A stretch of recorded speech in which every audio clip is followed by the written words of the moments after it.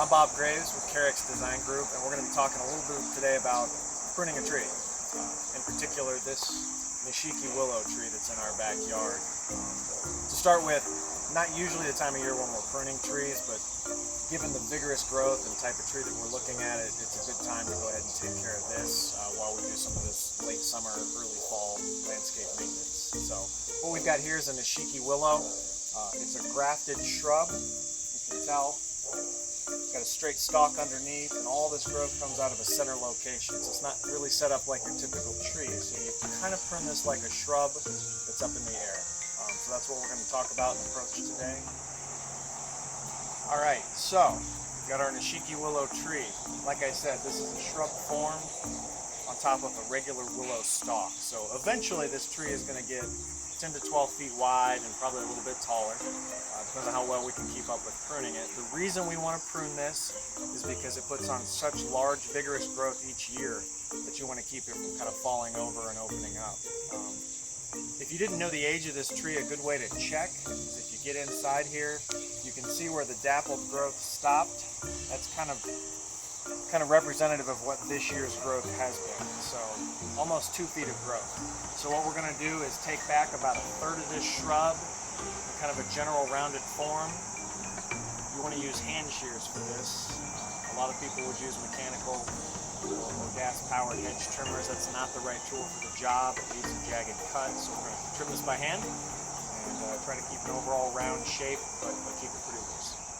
So a lot of people ask us about exactly where to prune a shrub.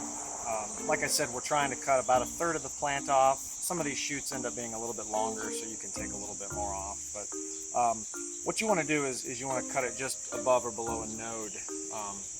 And a node being a location where either new growth has started or a leaf is. So we're just going to show you. These are straight stalks, so there's really not a lot of area that you can differentiate where to cut.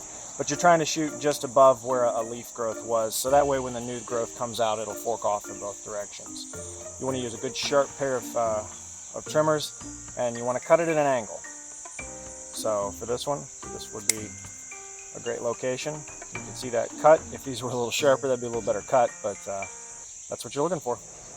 So we started pruning, and I kind of worked my way around the tree with what I can reach from my arms. But an important thing to think about while you're doing this is to step back every once in a while and make sure that what you're doing is appropriate and that you haven't over pruned a certain side and that you kind of know what you're aiming for as far as overall shape. So like I said, I've taken about a third of this off. You kind of get that feeling of where it's headed.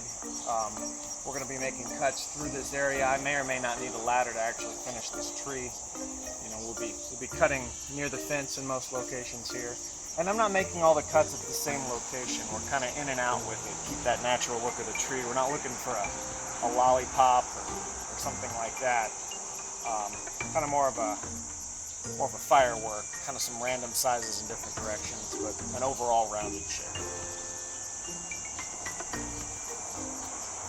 Okay, so we ran across the situation here in the middle of this dappled willow, Nishiki Willow.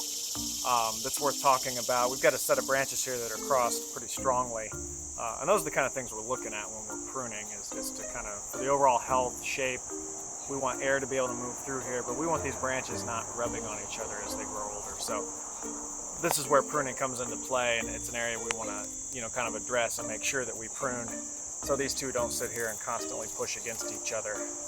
So we're going to prune pretty well on both sides of it and kind of see how they'll release apart from one another.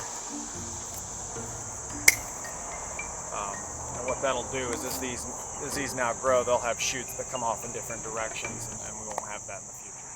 All right, we just wrapped up pruning this Nishiki Willow tree-formed shrub. Like I said, this one's been grafted on a willow stalk, so it's up as a tree form, but you treat the shrub the same way.